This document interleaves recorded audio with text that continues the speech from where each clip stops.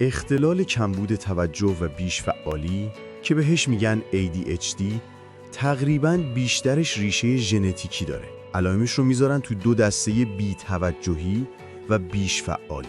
ولی خیلی‌ها هر دو رو دارن و به شکل‌های مختلف. یعنی در واقع یه طیف خیلی بزرگ از حالت‌های مختلف وجود داره. لیزا یه دختر کوچولو که عاشق اینه یه روز نویسنده بشه، قراره کمکمون کنه بفهمیم بزرگ شدن با ADHD یعنی چی. داستانش نشون میده مغز متفاوتش چطور باعث میشه رسیدن به رویاهاش سخت‌تر بشه. تو دوران بچگی لیزا واقعا نمیتونست تمرکز کنه. هر لحظه حواسش پرت میشد. شروع میکرد به خیال بافی و مدام چیزاشو گم میکرد و یادش میرفت.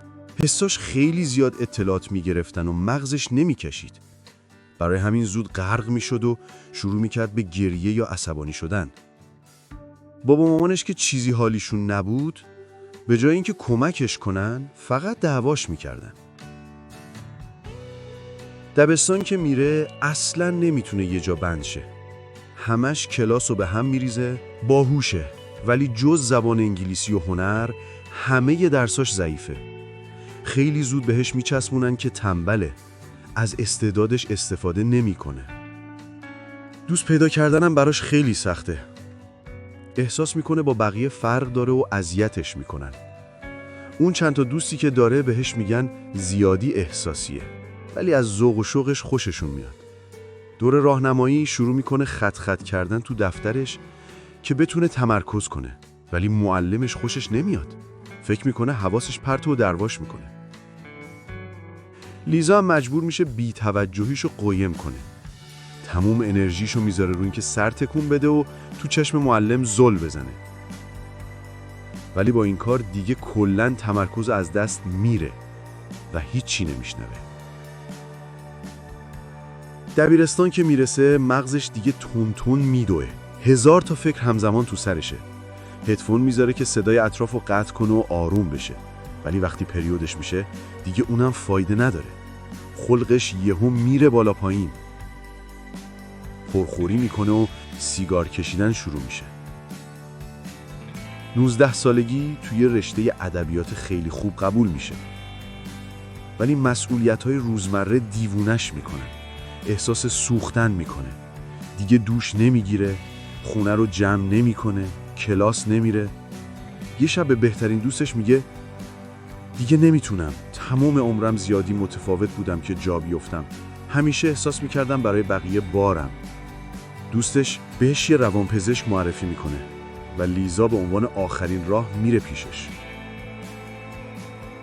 دکتر اول فکر میکنه افسردگیه، ولی وقتی از بچگی و سابقه خانوادگی میپرسه یه چیز دیگه به چشمش میاد. تست بیشتر میخواد. چند هفته بعد تشخیص میدن که ADHD داره به علاوه افسردگی. دکتر بهش توضیح میده ADHD فقط اون علائم معروف نیست. مثلا تو کارکردهای اجرایی مغز هم مشکل دارن. حافظه کاری، درک تمام، تنظیم احساسات. بعضیاشون حتی با قهوه خوابشون میگیره. ولی از اون طرف خلاقیتشون خیلی بالاست. دلسوزترن، کنجکاوترن. برای همین خیلی وقتا هنرمندای درجه 1 یا دانشمند میشن. علاوه بر این تو موقعیت‌های استرس‌دار خنثی‌ترن. بعضیاشون آتشفشانای بی‌پروا یا جراحای فوق‌العاده میشن. فرداش که لیزا اولین قرصشو میخوره یهو زده زیر گریه. اولین بار تو زندگیشه که سرش ساکته. بلند شدن و دوش گرفتن دیگه انرژی خاصی نمیخواد. متوجه میشه تموم این سالها چقدر انرژی گذاشته رو کارهایی که بقیه بدون فکر انجام میدن. با اینکه دارو کمکش میکنه، میدونه فقط دارو کافی نیست. باید زندگیشو تغییر بده. شغلی پیدا کنه که به نقاط قوتش بخوره. تا 30 سالگی یاد میگیره تفاوت مغزشو قبول کنه و حتی قدرشو بدونه. و بعد از چاپ اولین رمانش بالاخره اون ذهن متفاوتش تحسین میشه. تو چی فکر میکنی؟